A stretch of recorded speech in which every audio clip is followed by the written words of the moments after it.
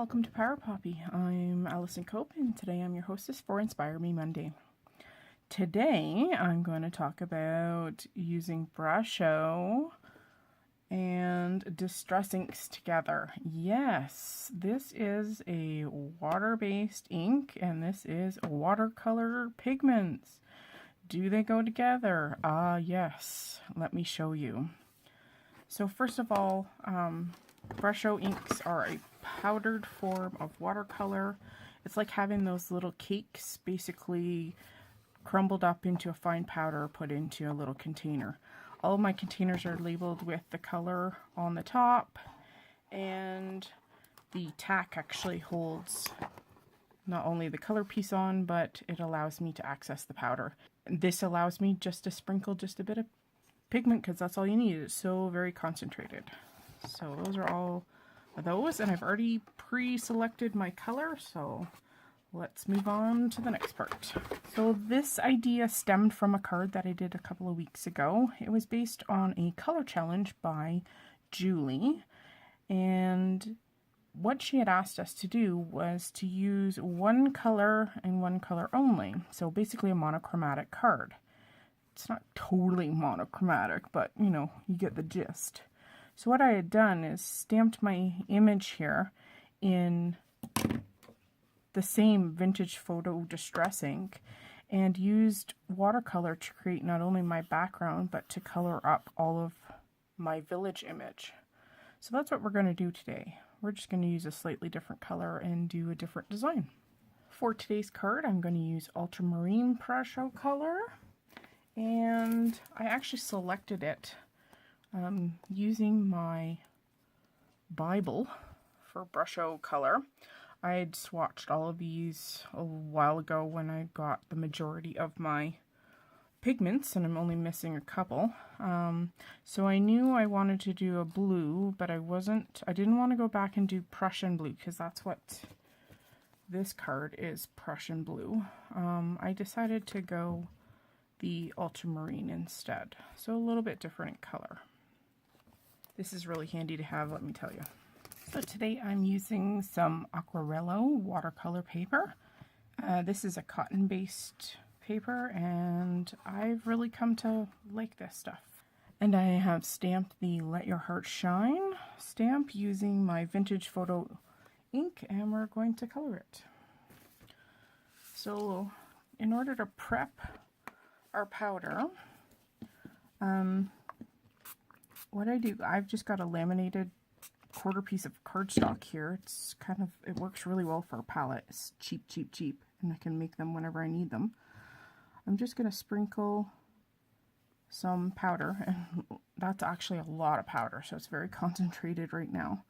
I am going to mix it up so that I get one solid color, and then I can drag it to other parts of my palette and add more water if I want, so I can make it a little bit lighter. So I'll just add a little bit of water to that, and it'll lighten up that blue, just because there's less pigment and more water than this one. All right, so, and I can make up new colors whenever I need it because it's only one color. I'm never going to have to match it. So now comes the coloring part.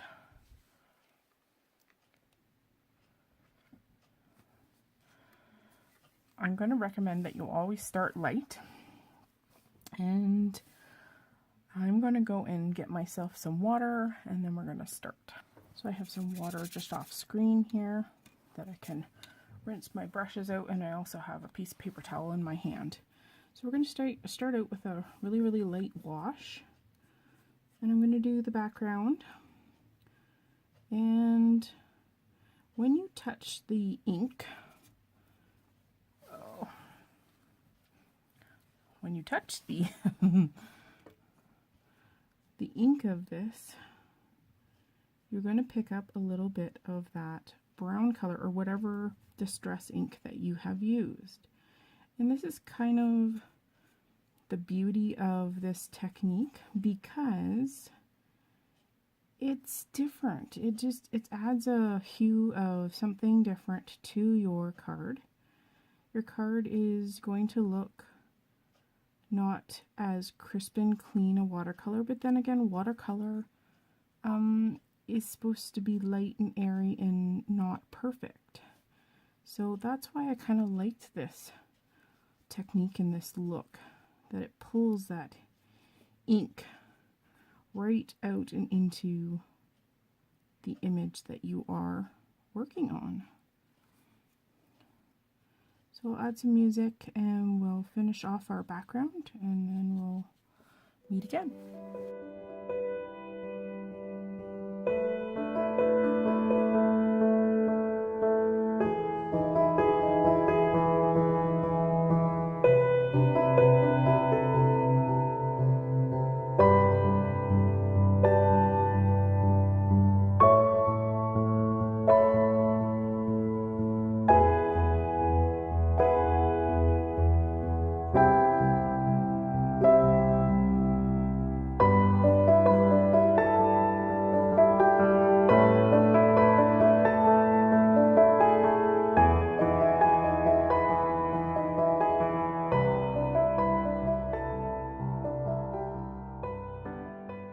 So I think I'll go in and dry it with my heat tool, and we'll go on to layering in some color into our poinsettias. So let's start going in. I'm going to start by doing all the really dark parts, which is the hatched areas of the stamped image, because I want to kind of define those areas. I don't have a lot of water and ink on my brush, but I have some. I've made myself a palette of darker ink.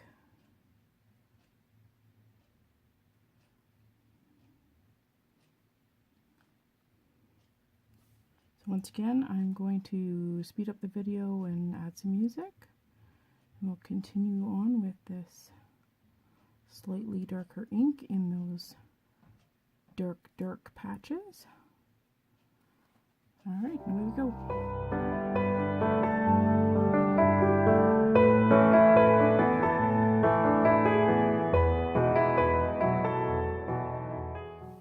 Let's go in and start darkening some of our other leaves and greenery here.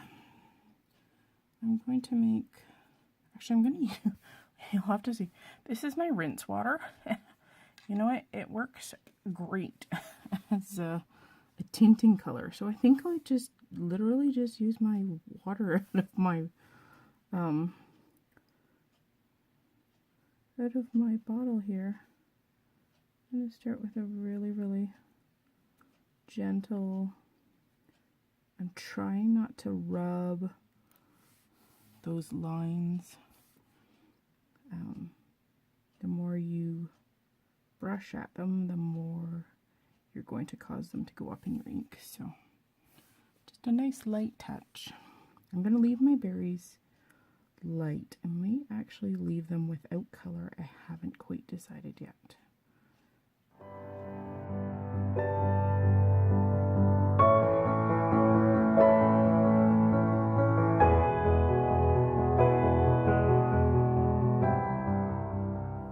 Now I think to pull out our poinsettias and make them really stand out, I think I'm going to go in quite dark and do them a dark blue. That way they really can be seen. So I'm going to take my palette here and go into the really concentrated ink, and I think that's what we'll do for our poinsettias. Away we go.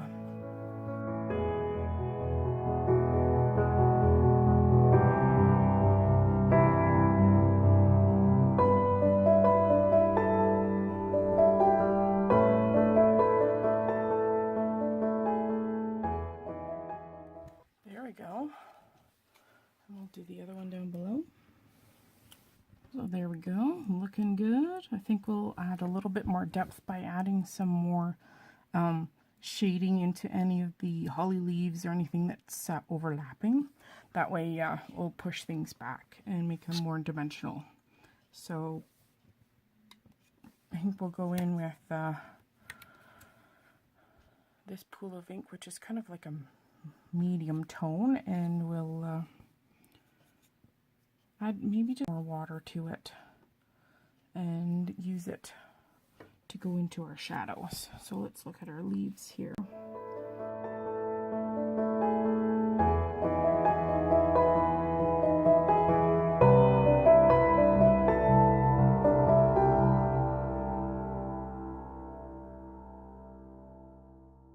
I think we'll go in and do the berries, or actually these are the tiny flowers in the center. It's actually the plant of the poinsettia. The flowers are in the center. Those are like the little yellowy green thingies in the center, and the red leaves that you see on the outside are actually leaves. They're not actually petals of a flower.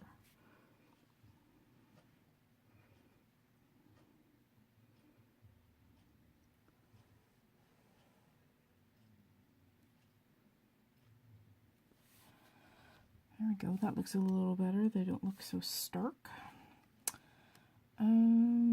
And I think we're almost done. I think I will go in and add a little bit more darkness to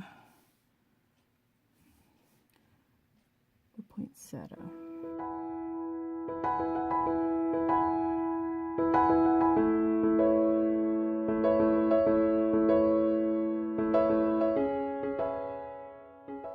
There we go. That looks a little better, and it looks more even with that one. I am going to go in and darken, you know, those cross-hatched areas? I think I'm going to add a little bit more blue and deepen them too. And take it out kind of to the edges.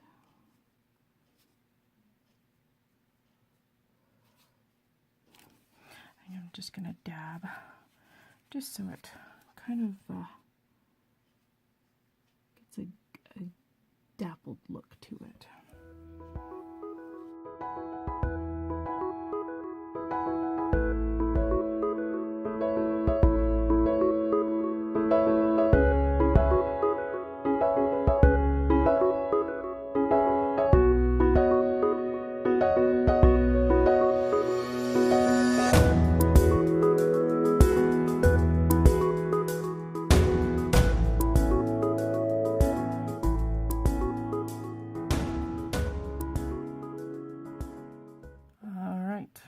I think we're close.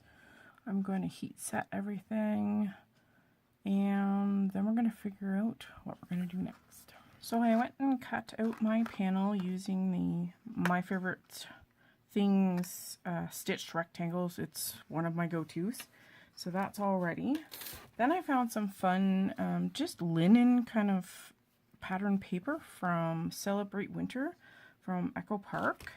And I applied it to my card base. It's already stuck down. And then we're going to put my card front on there, because I want the front to sing. I don't really want to put a bold color or anything underneath my card. But we do need a sentiment. So I think we're going to stick to good old Merry Christmas.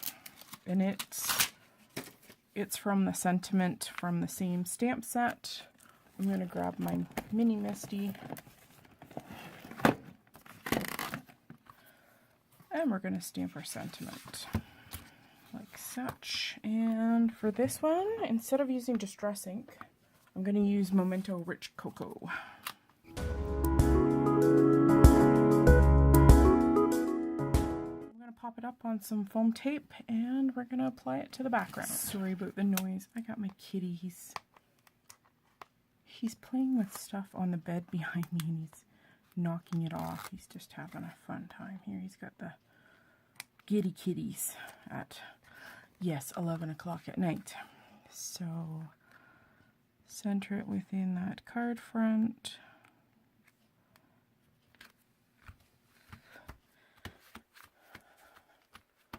There we go, and I'm going to pull out my glitter pen because I think our berries need to stand out somehow. So let's just put a little bit of Spectrum Noir.